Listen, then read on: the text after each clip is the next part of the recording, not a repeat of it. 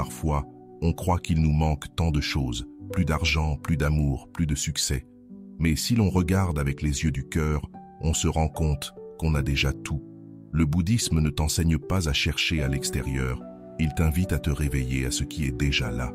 Et quand tu remercies, ta vie change. Car là où il y a de la gratitude, il y a de la plénitude. La comparaison, ce poison qui te murmure « je n'ai pas ». Souvent, on passe à côté de ce qu'on a déjà. On s'habitue si vite à ce qui nous entoure qu'on cesse de le valoriser.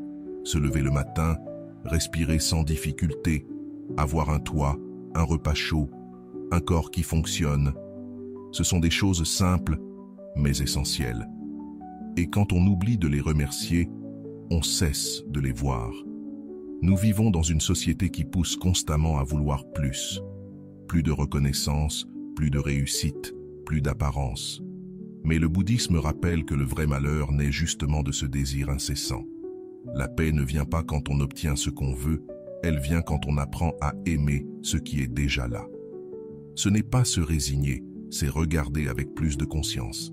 C'est reconnaître que beaucoup de ce que nous prenons pour acquis sont en réalité des petits miracles. Le problème, ce n'est pas ce qui manque, c'est le manque d'attention envers tout ce qui est déjà là. Quand on commence à entraîner le regard intérieur, tout change. Ce qui était banal devient précieux. Le corps qui te porte, la nourriture dans ton frigo, le silence de ta chambre, la lumière qui entre par la fenêtre, la capacité de penser, d'aimer, de créer, tout ça est là. Et cela l'a toujours été. Tu ne le regardais simplement pas. La gratitude, c'est ce réveil, c'est revenir au présent sans rien lui exiger.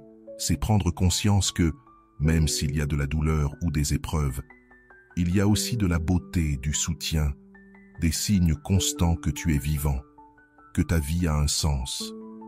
Quand tu te connectes à cette vision, tout se réaligne.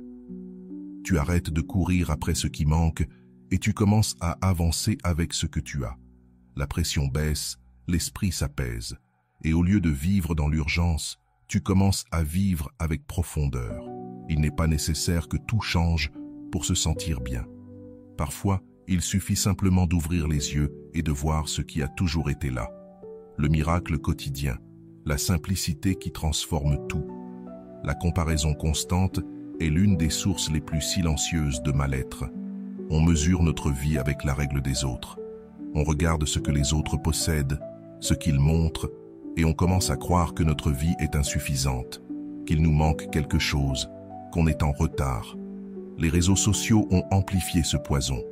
Ils nous exposent à une réalité filtrée, soigneusement maquillée, pour paraître parfaite.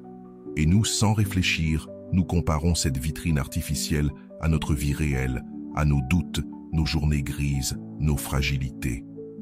Le bouddhisme rappelle que la souffrance ne vient pas toujours de ce qui se passe, mais de la manière dont nous l'interprétons. En vivant dans la comparaison, nous nous déconnectons de nous-mêmes. On oublie notre propre histoire, nos victoires, nos efforts, absorbés par le chemin des autres. Chacun a son rythme, son processus, ses apprentissages. La vie n'est pas une course ni une vitrine. Il ne faut pas arriver premier, ni être le plus brillant ou le plus riche. Ce qui compte, c'est d'être en paix. Quand tu te compares, tu perds ton pouvoir. Au lieu de bâtir depuis l'intérieur, tu poursuis une illusion extérieure. Et plus tu poursuis cette image, plus tu t'éloignes de toi-même.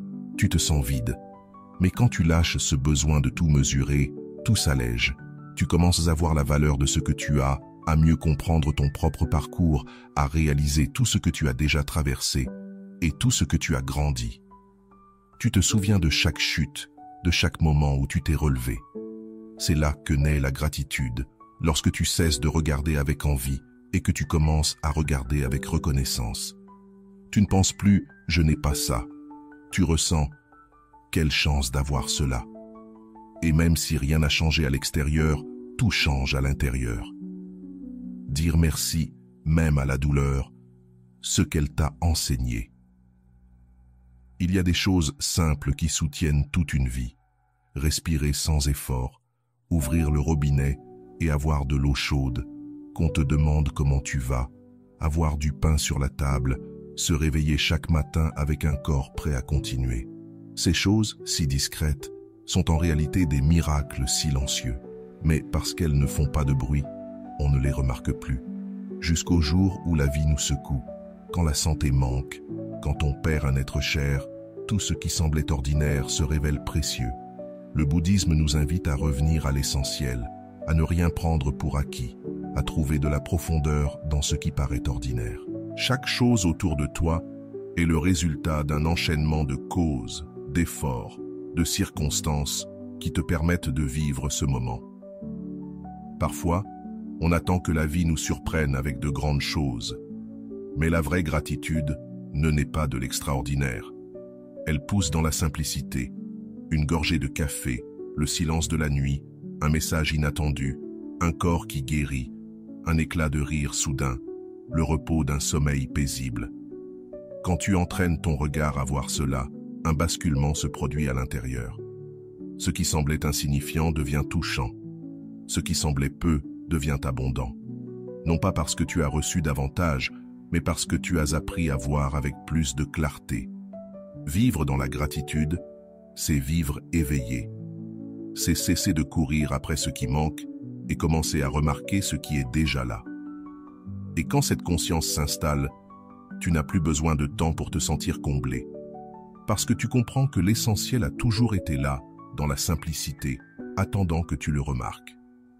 Avant de continuer, si tu n'es pas encore abonné à ma chaîne YouTube, je t'invite à le faire dès maintenant. En t'abonnant, tu seras informé de toutes mes nouvelles vidéos, ce qui te permettra de ne rien manquer de contenu précieux. Le pouvoir de dire merci sans rien attendre. Il y a des instants dans la vie que tu n'as pas choisis, des trahisons, des maladies, des pertes, des périodes sombres où tout semble s'effondrer. Dans ces moments, le chagrin occupe tout, il brouille tout. Il est difficile de voir du bon dans ce qui fait mal, mais le temps, quand il est vécu avec conscience, a une capacité miraculeuse. Il transforme la souffrance en compréhension. Et le bouddhisme le sait. Il ne s'agit pas de nier la douleur, ni de faire semblant que tout va bien. Il s'agit d'apprendre à traverser avec un autre regard, non comme une punition, mais comme une étape, non comme un obstacle, mais comme un maître. Les leçons les plus profondes que tu as reçues dans ta vie sont souvent venues avec la douleur. Parfois, il faut une crise pour s'arrêter vraiment. Parfois, il faut perdre quelque chose pour comprendre sa valeur. Parfois, il faut passer par le vide pour comprendre ce qui nous remplit vraiment. Ce n'est pas que la souffrance soit nécessaire, mais quand elle arrive, elle peut ouvrir une porte, si l'on accepte de la regarder en face. Le chagrin t'oblige à lâcher prise, à t'abandonner, à arrêter de contrôler, à plonger à l'intérieur de toi. Il t'invite à reconnaître tes ombres, tes limites, tes peurs enfouies.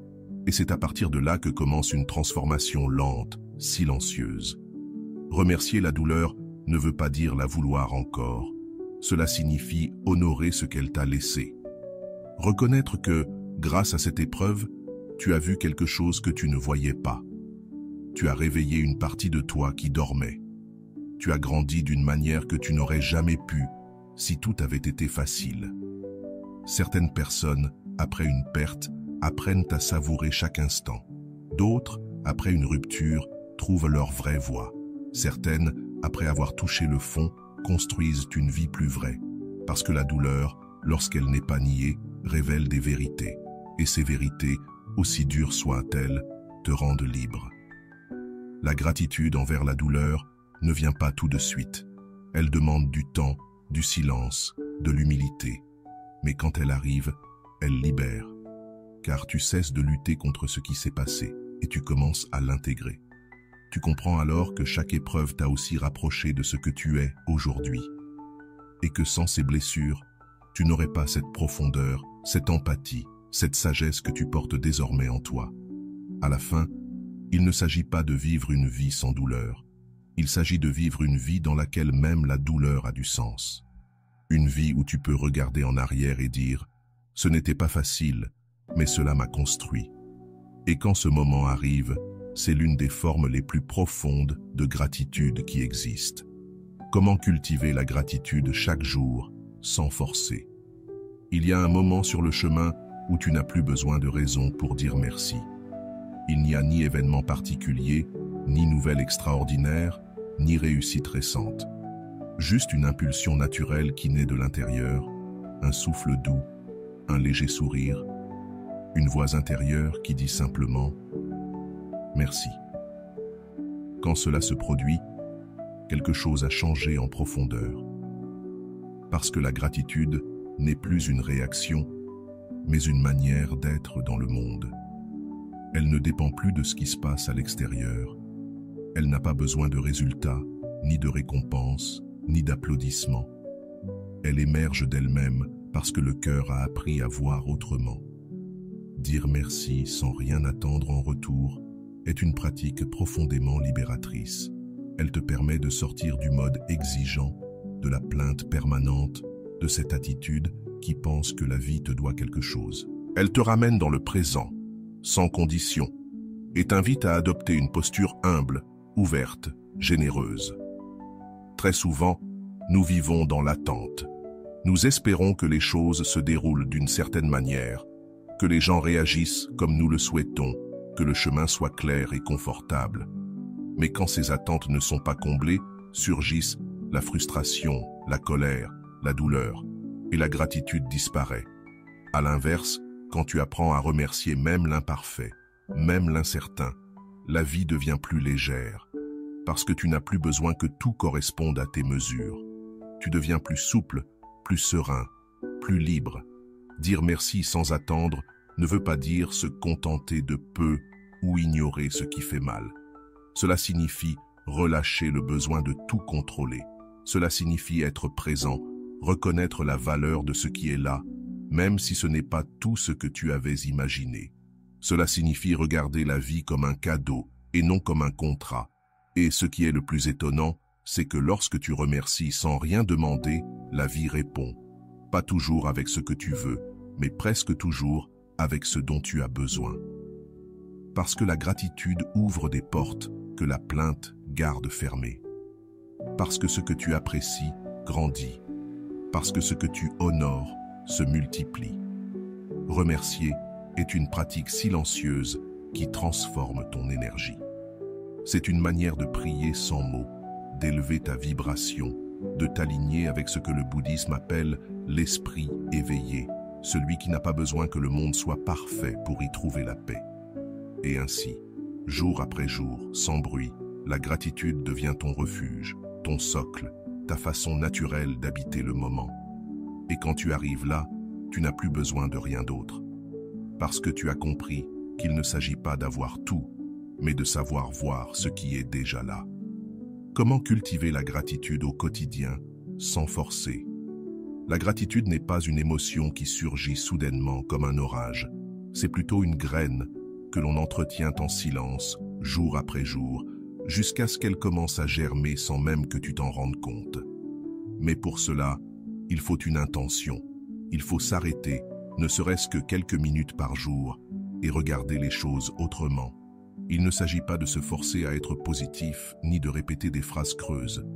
Il s'agit d'apprendre à observer avec plus d'attention. La gratitude ne s'impose pas, elle s'éveille. Et comme tout ce qui s'éveille, elle a besoin d'espace. Une manière simple de commencer, c'est en fin de journée. Pas besoin d'écrire un journal ou de suivre des rituels compliqués. Il suffit de fermer les yeux un instant et de repasser lentement 3 choses qui se sont produites dans la journée et qui méritent d'être remerciées. Parfois, ce seront de grandes choses. D'autres fois, ce seront de toutes petites. Mais il y aura toujours quelque chose.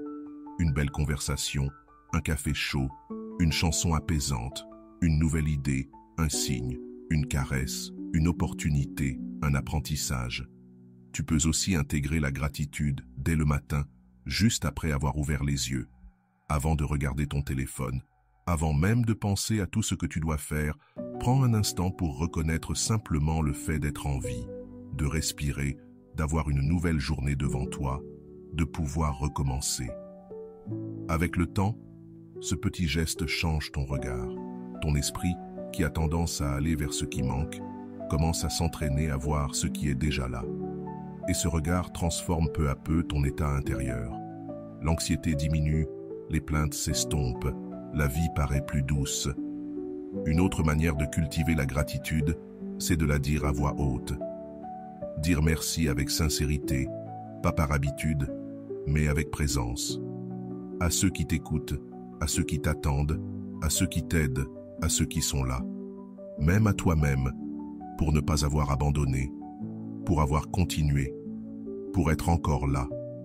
Et si un jour tu ne ressens pas de gratitude, c'est aussi parfaitement acceptable. Ce n'est pas une obligation, ni une exigence. Il ne s'agit pas de forcer des émotions qui ne sont pas là. Il s'agit de les accueillir quand elles surgissent et de t'accompagner avec douceur quand elles ne viennent pas. Le chemin de la gratitude, c'est cela. Une pratique silencieuse, quotidienne, réelle. Elle n'a pas besoin de spectacle. Elle ne dépend pas que tout aille bien. Elle naît de l'art de regarder la vie comme si c'était la première fois. Parce que quand tu apprends à regarder ainsi, le quotidien devient sacré. Et vivre devient en soi une façon de dire merci. La gratitude comme éveil spirituel. Au cœur du bouddhisme, il n'y a ni dogme ni promesse magique. Il y a une invitation à s'éveiller, à regarder la vie telle qu'elle est, sans fioriture, sans résistance. Et dans ce regard profond, tu découvres que le plus grand acte spirituel n'est pas de tout comprendre, mais de tout remercier. Parce que lorsque tu remercies, quelque chose en toi s'ouvre. L'esprit cesse de s'agripper, le corps se détend, le jugement s'apaise. Tu n'attends plus que la vie change, tu la vis. Tu dis « ceci est suffisant ». Et de là, de cette acceptation aimante, naît la véritable transformation. Tu n'as pas besoin d'une grande illumination pour te sentir comblé. Parfois, le véritable éveil survient dans les choses les plus simples. Une promenade sans but, une conversation sincère, un après-midi quelconque où, pour une raison inconnue, ton cœur se sent en paix. À cet instant-là, sans bruit, sans effort, tu sens que tout est à sa place. La gratitude, quand elle est profonde, ne dépend pas de l'extérieur. Elle va au-delà de ce que tu as ou de ce que tu n'as pas. Elle devient une attitude intérieure, une présence douce qui accompagne chaque geste. C'est une manière de marcher, de respirer, de regarder. C'est un silence qui dit « oui » à ce que la vie apporte, même lorsque tu ne comprends pas tout. Et cela, en essence, c'est l'éveil. Pas un état idéal, lointain ou parfait, mais une manière d'être ici, maintenant, avec les yeux ouverts et le cœur prêt. Une manière de vivre sans fuir, sans exiger, de revenir au présent comme on revient chez soi. Quand tu vis dans la gratitude, tout devient plus clair. Les moments difficiles ne disparaissent pas, mais ils cessent de t'écraser. Les réussites ne te gonflent plus d'orgueil, car tu n'as plus besoin d'elles pour te sentir précieux, et ce quotidien que tu ignorais parfois devient suffisant. Dans cet état, tu ne poursuis plus le bonheur, tu l'incarnes. Tu vis de l'intérieur en paix, avec ce qui est, avec ce que tu es, avec ce qui a été et ce qui sera. Sans lutte, sans plainte, juste avec présence et reconnaissance. Et cela, c'est peut-être l'un des actes les plus spirituels qui soit, remercier non pas pour ce qui viendra, mais pour ce qui est déjà. Et voilà, j'espère que vous avez trouvé beaucoup de valeur dans cette vidéo. Merci d'être resté jusqu'à la fin de cette vidéo. J'adore quand vous faites ça. J'espère vous revoir dans une autre vidéo.